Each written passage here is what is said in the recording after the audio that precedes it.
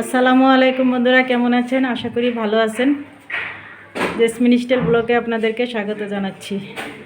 তো আজকে মনটা অনেক খারাপ বন্ধুরা,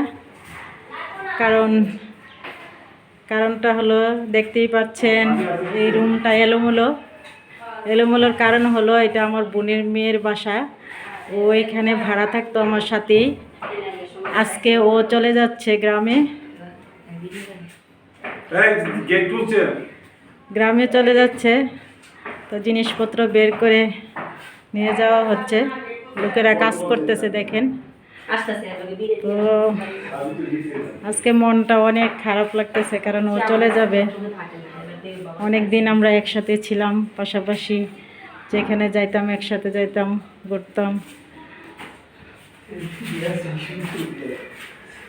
তো এই জন্য আজকে মনটা অনেক খারাপ লাগতেছে ওর জন্য। ও চলে গেলে আমি পুরা একাই হয়ে যাব। দুইজনে একসাথে ঘোরাঘুরি করতাম, যেখানে যাইতাম এখানে ওর সাথে যাইতাম। ওর কিছু দরকার হলে আমাকে নিয়ে যেত, আমার কিছু দরকার হলে ওকে নিয়ে যেতাম। তো এই জন্য বন্ধুরা আজকে মনটা অনেক খারাপ। ফারান শক্ত আছে, ফারান ভয় পাও? একা থাকতে ভয় পাইবা? জীবনও ভয় পাইব না ফারানে। তুই ভয় পাস দেখা, ফারান জীবনও ভয় পেত না।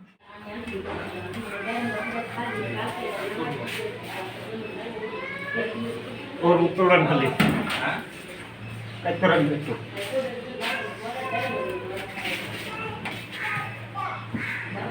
লাগাই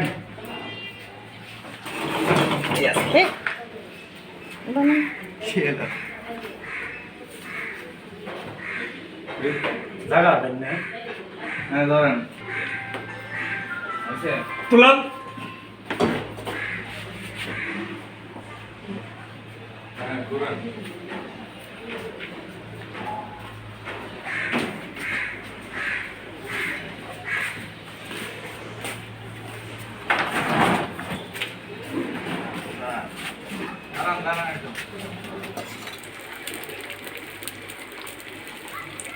তো বন্ধুরা দেখলেন তো, আয়সা পড়লাম বোনের মেয়ের বাসা থেকে, বাগনির বাসা থেকে আয়সা তাড়াহুড়া করে ওরে বিদায় করে দিয়ে এখন আমরা আজকে সাধারণ খাবার খাবো, কারণ বেশি কিছু রান্না করতে পারি নাই।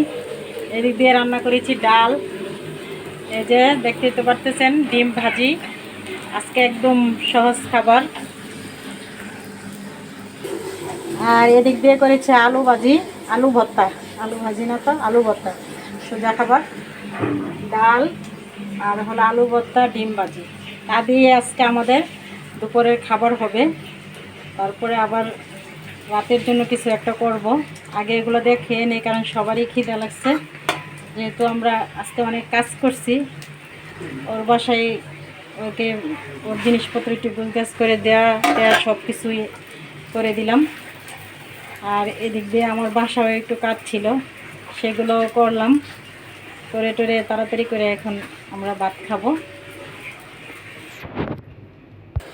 আলু ভর্তাটা নিয়ে যাও। আজকে সবাই বাসা আছে বন্ধুরা, অথচ আজকে কাজের ঝামেলা বেশি। আজকে রান্না বান্নাও তেমন ভালো করে করতে পারলাম না। তো বিকালবেলা আল্লাহ রহমতে রান্না বান্না করবো। এখন সকালবেলায় দুপুরবেলায় এগুলো দিয়েই খাবো। খিদা থাকলে আসলে সব কিছু দিয়েই ভালো লাগে খাবার। এবার ডিম ভাজি হোক আর ডাল হোক, তবে ডিম ভাজি ডাল সবচেয়ে ভালো খাবার আমার কাছে মনে হয়। আচ্ছা ঠিক আছে, চলো চলো চলো আমরা খেতে। আর এদিক দিয়ে দেখেন বন্ধুরা, আমার মেয়ে মাথার মধ্যে মেহেন্দি দিয়েছে। আজকে শুক্রবার বাসায়, এই জন্য মেহেন্দি দিছে। আচ্ছা খাইয়া তারপরে গোসল করো, ঠিক আছে? আগে খাওয়া দাওয়া করো। আর এদিক দিয়ে দেখেন বন্ধুরা, আমি একটা আচার বানাইছি। এই আচারটা হলো বোম্বাই মরিচের আচার, অনেকে কামরাঙ্গা মরিচও বলে। তো ওইটার আচার। এটা আমরা কিন্তু ডাল, ডিম ভাজি, আলু ভর্তার সাথে মানে খেতে খুবই সুস্বাদু।